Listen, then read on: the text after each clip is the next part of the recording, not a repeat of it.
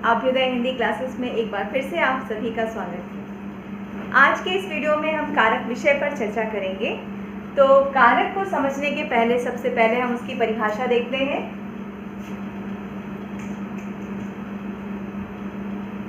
संज्ञा या सर्वनाम का वह रूप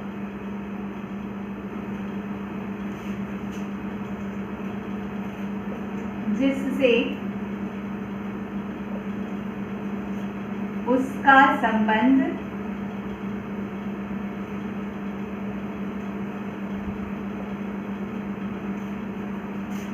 वाक्य के अन्य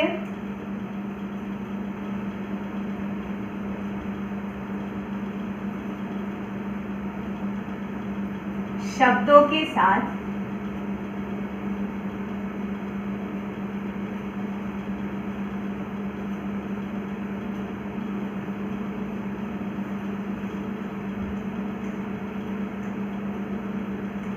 पता चलता है,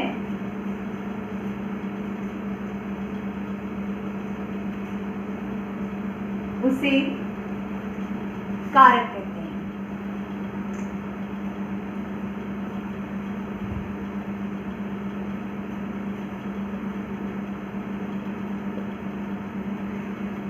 तो इसकी परिभाषा को अगर हम देखें तो संज्ञा या सर्वनाम का वह रूप जिससे उसका संबंध वाक्य के अन्य शब्दों के साथ पता चलता है उसे कारक कहते हैं। तो इससे साफ साफ स्पष्ट है कि कारक का संबंध सिर्फ संज्ञा और सर्वनाम से होता है।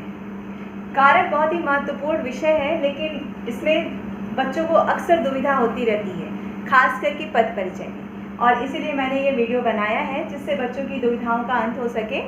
तो कारक का सबसे पहली विशेषता है वो ये है कि कारक का संबंध सिर्फ और सिर्फ संज्ञा और सर्वनाम शब्दों के साथ होता है। कभी कभी संज्ञा और सर्वनाम तो अपने यथावत रूप में रहते हैं, लेकिन कभी कभी उनका रूप परिवर्तित होता है। परिवर्तित मतलब उनके साथ कभी कभी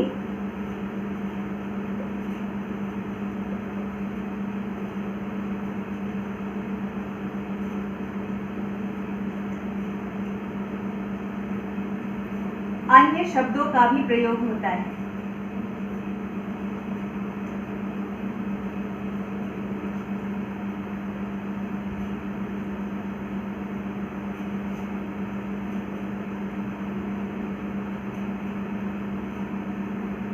और उसे हम क्या कहते हैं? जिसे हम कारक चिन्ह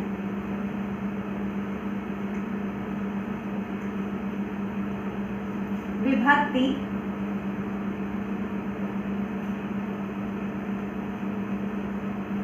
या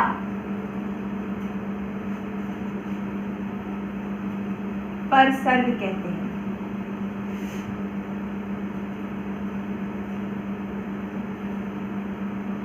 इसको हम उदाहरण के द्वारा समझेंगे कि कभी कभी तो संज्ञा या सर्वनाम अपने मूल रूप में होते हैं और वो अपना संबंध वाक्य के अन्य शब्दों के साथ जोड़ लेते हैं, लेकिन कभी कभी उन्हीं शब्दों के साथ अन्य शब्द भी प्रयोग किए जाते हैं उन शब्दों को और ज़्यादा स्पष्ट करने के लिए या अन्य शब्दों से संबंध जोड़ने के लिए। तो ऐसे शब्दों को कारक चिन्ह, विभक्ति या परसर्ग कहा जाता है। तो कारक के जितने भी भेद होते हैं उन सब से जुड़े उनकी विभक्ति चिन्ह भी होती है, लेकिन ये आवश्यक नहीं है कि जहाँ भी संज्ञा या सर्वनाम या उस विभक्ति का प्रयोग हो। जैसे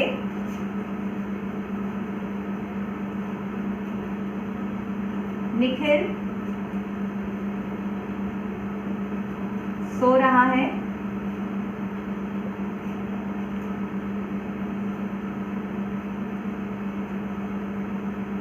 निखिल ने खाना खाया, या तुम पढ़ रहे हो, या तुमने खाना खा लिया।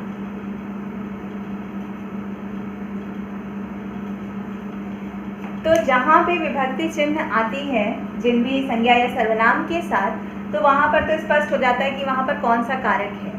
लेकिन जहाँ पर विभक्ति चिन्ह नहीं आती है, मतलब संज्ञा और सर्वनाम अपने मूल रूप में होते हैं, वहाँ पर हम कैसे पहचानेंगे कि उसमें कौन सा कारक है। तो इसको जानने के लिए हमें स्पष्ट रूप से कारक के जितने भी भेद हैं उनकी परिभाषा, उनकी पहचान जानना आवश्यक है। अब जैसे दो वाक्य हैं, निखिल सो रहा है और निखिल ने खाना खाया, तो इसमें निखिल एक जगह पे ने लगा हुआ है और एक जगह पर नहीं लगा हुआ है, लेकिन दोनों में कर्ता कारक जो है वो निखिल ही है। इसी तरह से तुम पढ़ रहे हो और तुमने खाना खा लिया, इसमें तुम सर्वनाम जो है दोनों जगह कर्ता कारक है, लेकिन एक जगह कर्ता कारक का चिन्ह आया है और दूसरे वाक्य में कर्ता कारक का चिन्ह नहीं आया है। ठीक है, तो उसको पहचानने के लिए हमें कारक के 8 भेदों को अच्छी तरह से पहचानना होगा, उनकी परिभाषाओं को देखना होगा, उनके उदाहरणों को देखना होगा। और एक चीज़ और इसमें बहुत ही ध्यान देने वाली बात है कि संज्ञा शब्दों में जब भी कारक चिन्हों का प्रयोग होता है तो वो अलग से लिखे जाते हैं, मतलब वो ऐसे नहीं लिखेंगे कि निखिल के साथ ही ने लगा दिया। ठीक है, जैसे निखिल ने, ऐसे हम नहीं लिखते हैं। लेकिन अगर वहाँ पे कारक है, सर्वनाम है, ठीक है, तो वहाँ पर ने लगाने के लिए हम इसको साथ में लिखते हैं। तो सर्वनाम शब्दों के साथ जब कारक चिन्हों का प्रयोग होता है तो वो साथ में जोड़कर लिखे जाते हैं, लेकिन संज्ञा शब्दों के साथ वो अलग लिखे जाते हैं। तो अब कारक के भेदों पर बात करते हैं।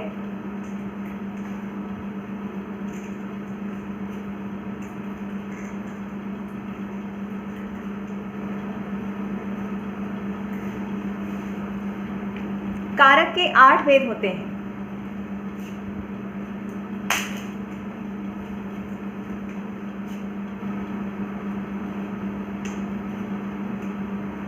इसको हम समझने के लिए ऐसे एक वर्गीकरण बना लेंगे, कारक, फिर उसका चिन्ह, फिर इसको पहचानने के लिए क्रिया से प्रश्न।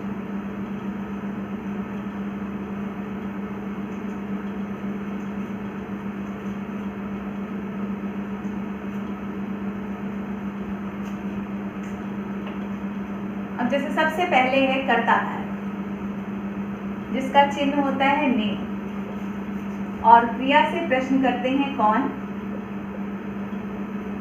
और किसने।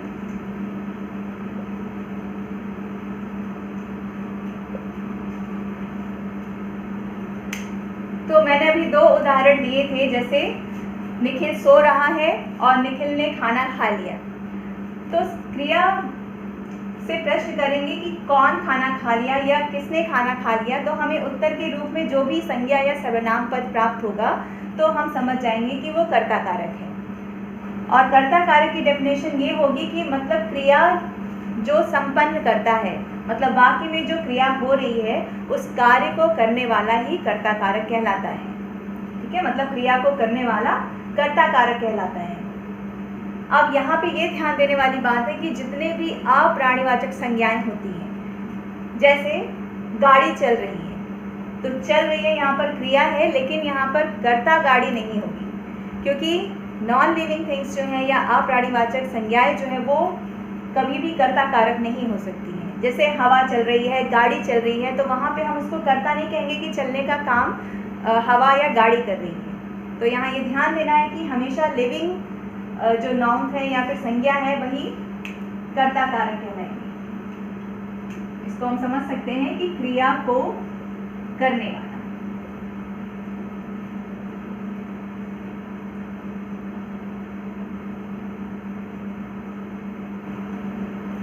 क्रिया को करने वाला संज्ञा या सर्वनाम पर कर्ता कहलाता है, और जिसको हम पता करने के लिए कौन या किसने प्रश्न कर सकते हैं।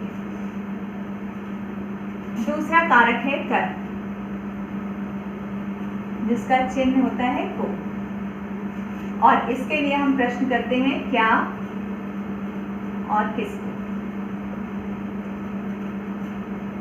कर्ता की पहचान करने के लिए इन प्रश्नों का पता होना बहुत आवश्यक है, और अगर ये प्रश्न हमें याद होते हैं कि कर्ता को पहचानने के लिए कौन से प्रश्न करने हैं या फिर कर्म को पहचानने के लिए कौन से प्रश्न करने हैं, तो ये हमारे लिए बहुत ही आसान हो जाता है।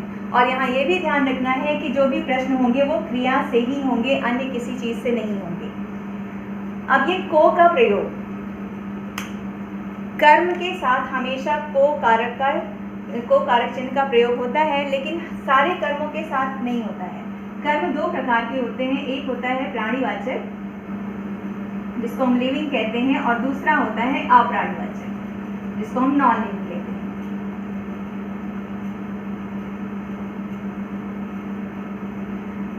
अब जो भी प्राणीवाचक कर्म होते हैं उनके साथ को का प्रयोग अवश्य होता है, और जो भी अप्राणीवाचक कर्म होते हैं उनके साथ को नहीं लगता है।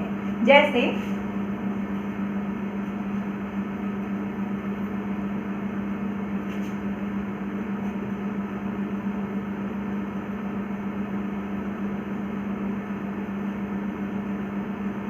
राम ने राधा को गाना सुनाया, ये एक वाक्य है। अब यहाँ पे क्रिया जो है सुनाया है, और सुनाने का काम कौन कर रहा है? राम। तो राम जो है वो कर्ता कारक हो गया। अब हम कर्म के लिए प्रश्न करेंगे, राम ने क्या सुनाया, तो क्या में उत्तर आ रहा है गाना। और जब हम दूसरा प्रश्न करते हैं, राम ने किसको सुनाया, तो उत्तर आ रहा है गाना, राधा को। ठीक है, तो राधा जो है वो प्राणीवाचक कर्म है, इसलिए इसके साथ कर्म कारक का चिन्ह लगा हुआ है, लेकिन गाना जो है वो अप्राणीवाचक कर्म है, इसलिए इसके साथ को का चिन्ह का प्रयोग नहीं हुआ है। तो जितने भी प्राणीवाचक कर्म है उनके साथ को का प्रयोग होता है, और जितने भी अप्राणीवाचक कर्म होते हैं उनके साथ को का प्रयोग नहीं होता है।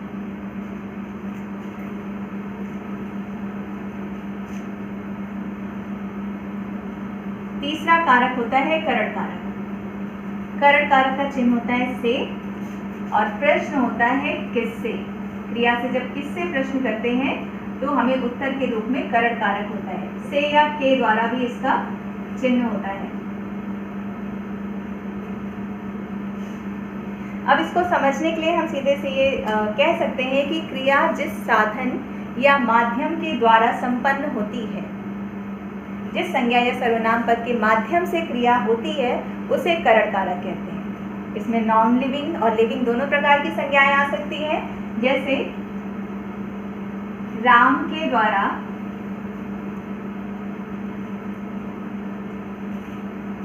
पत्र लिखा गया,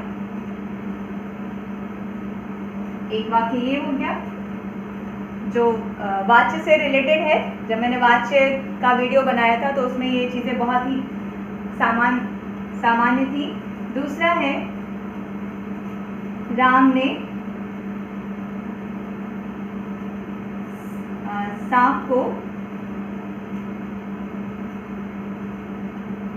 डंडे से मारा।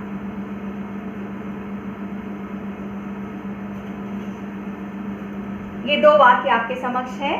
तो पहले तो कारक का पता करने के लिए सबसे पहले हमें क्रिया से प्रश्न करना है। जैसे लिखना, लिखा गया, इसमें क्रिया है, तो किससे या किसके द्वारा हम प्रश्न करेंगे कि किसके द्वारा। अब के द्वारा लगा हुआ है तो यहाँ पे प्रश्न बनेगा क्रिया से कि किसके द्वारा पत्र लिखा गया, तो राम के द्वारा। तो राम यहाँ पर कर्ता ना होकर, लिखने का काम राम कर रहा है, लेकिन राम यहाँ पर कर्ता ना होकर करण कारक है। फिर दूसरे वाक्य में राम ने सांप को डंडे से मारा।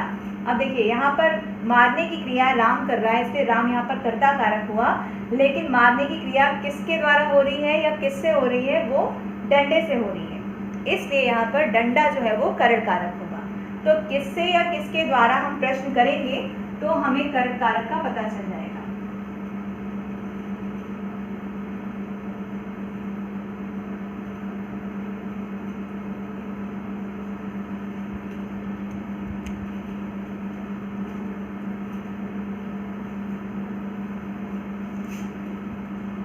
अब अगला कारक जो है संप्रदान। संप्रदान कारक है जिसका कारक चिन्ह होता है को और के लिए, और इसके लिए प्रश्न करते हैं किसको और किसके लिए।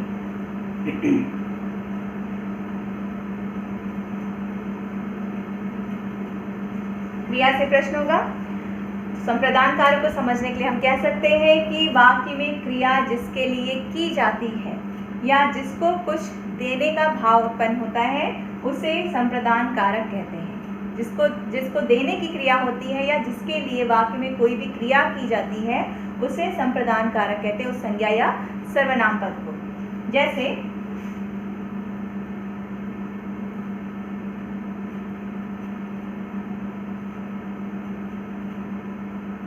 माँ ने तुम्हारे लिए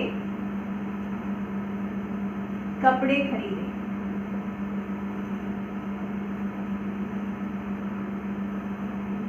और दूसरा वाक्य है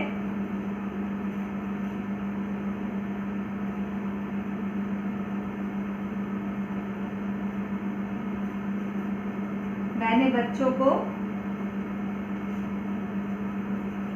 उपहार दिया।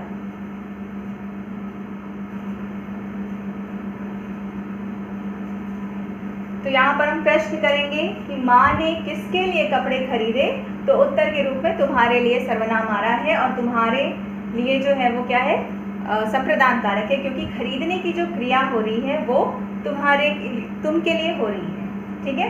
अगले वाक्य में मैंने बच्चों को उपहार दिया, मतलब देने का भाव जो है, देने का काम जो है वो बच्चों के लिए हो रहा है, उपहार देने का। तो यहाँ पर बच्चों को क्या है, संप्रदान कारक है। अब कर्म कारक का चिन्ह भी को है, संप्रदान कारक का चिन्ह भी को है। हम उसमें अंतर कैसे स्पष्ट करेंगे? बहुत ही आसान है। जब भी देना क्रिया का प्रयोग होगा और वहां पे को आता है तो इसका मतलब है कि वहां पर संप्रदान कारक है। अन्य किसी भी क्रिया के साथ को आता है तो इसका मतलब है कि वो कर्म कारक है।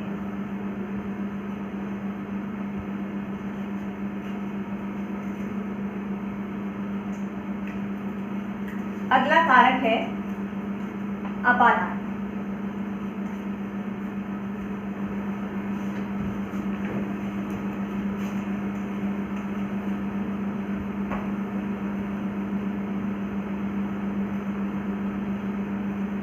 जिसका कारक चिन्ह होता है से और क्रिया से प्रश्न करते हैं किससे।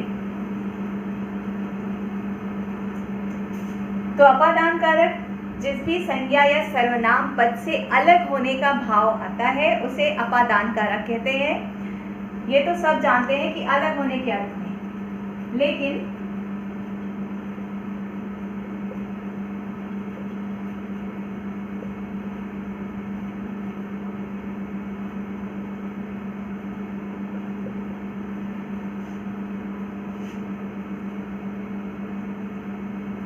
जैसे ये हुआ नल से पानी गिर रहा है,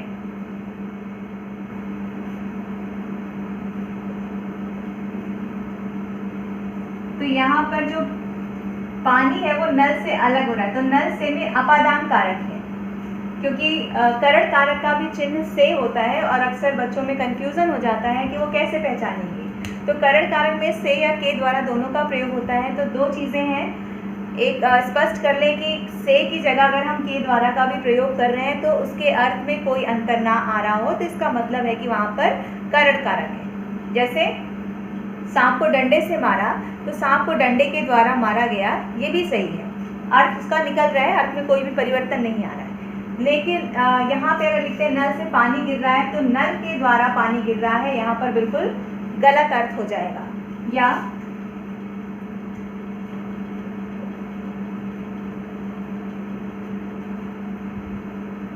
गेंद मेज से गिर गई,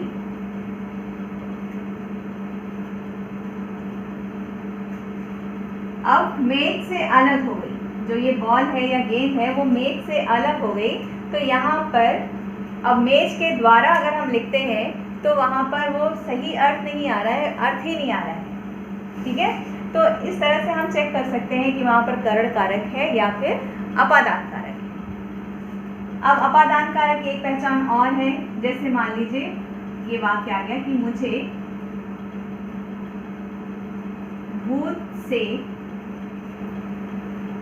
डर लगता है।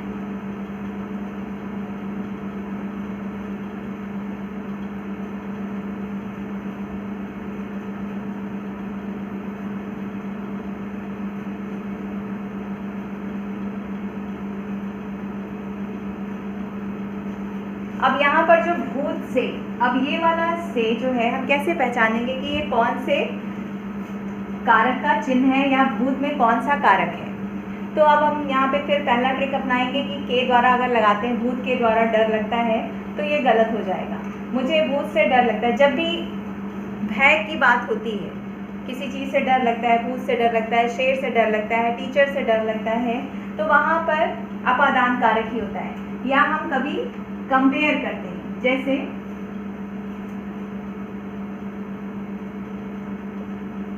राम मोहन से लंबा है। अब यहाँ पे हम राम और मोहन की लंबाई की तुलना कर रहे हैं, ठीक है। तो यहाँ पे मोहन से जो है वो अपादान कारक के अंतर्गत ही आएगा, ना कि करण कारक के।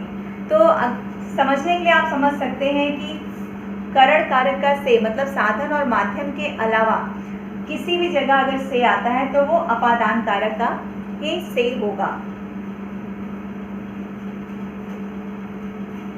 इसके बाद संबंध कारक,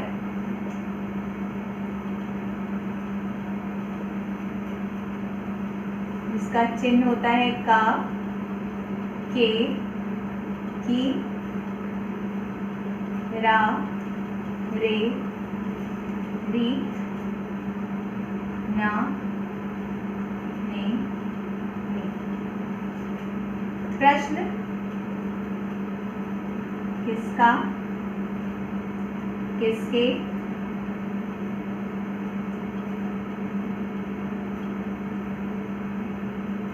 और किसकी।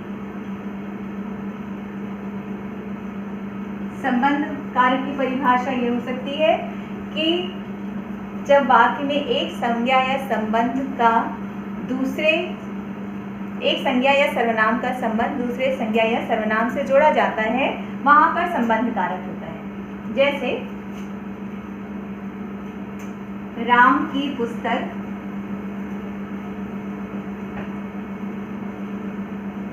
हो गई।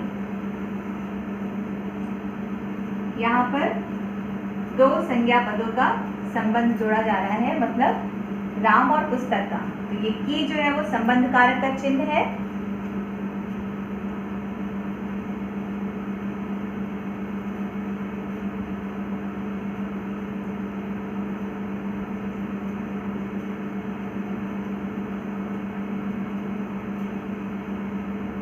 माँ ने उनके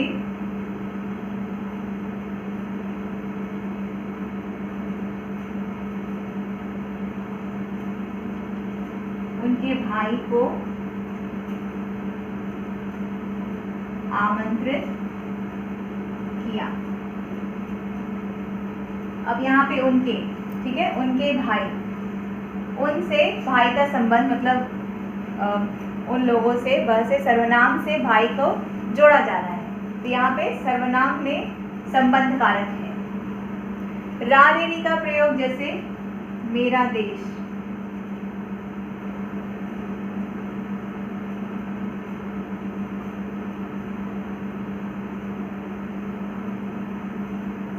मेरा देश महान है।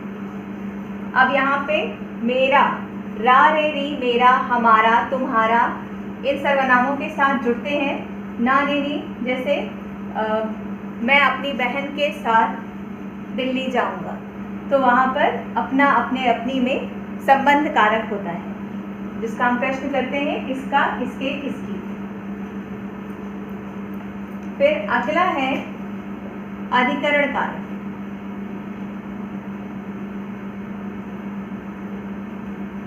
जिसका चिन्ह होता है में और पर। प्रश्न करते हैं किसमें और किस पर।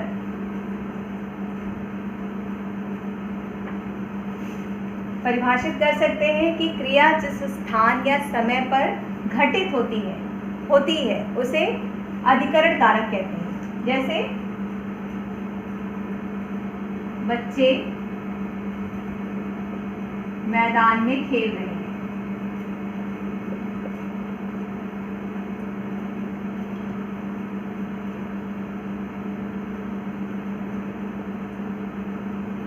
पुस्तक मेज पर रखी है।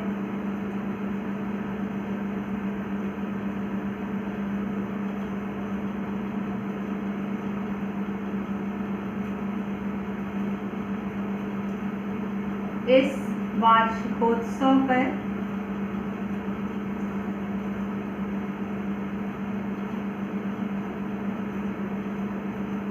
बच्चों को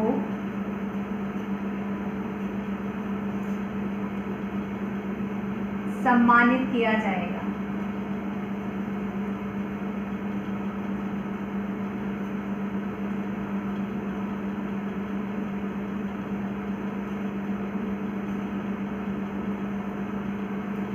यहाँ पर 3 उदाहरण दिए हुए हैं। जैसे खेलने की क्रिया के स्थान के विषय में ये मैदान में बता रहा है, और मैदान जो है यहाँ पर अधिकरण कारक है। किसमें खेल रहे हैं? उत्तर आ रहा है मैदान में। पुस्तक मेज पर रखी है, कहाँ रखी है? मेज पर रखी है। किस पर रखी है? मेज पर। अब ये देखिए समय के विषय में बता रहे हैं। इस वार्षिकोत्सव पर बच्चों को सम्मानित किया जाएगा।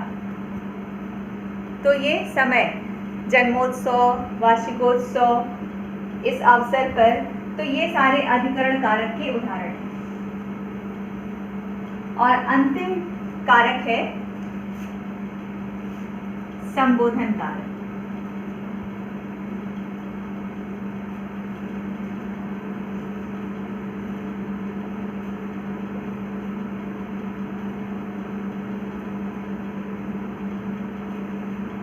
हे, ओ, अरे। संबोधन कारक के लिए ऐसा कोई प्रश्न नहीं है।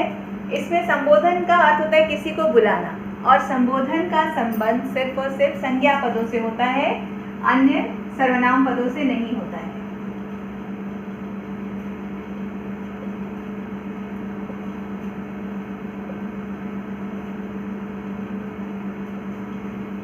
उदाहरण के लिए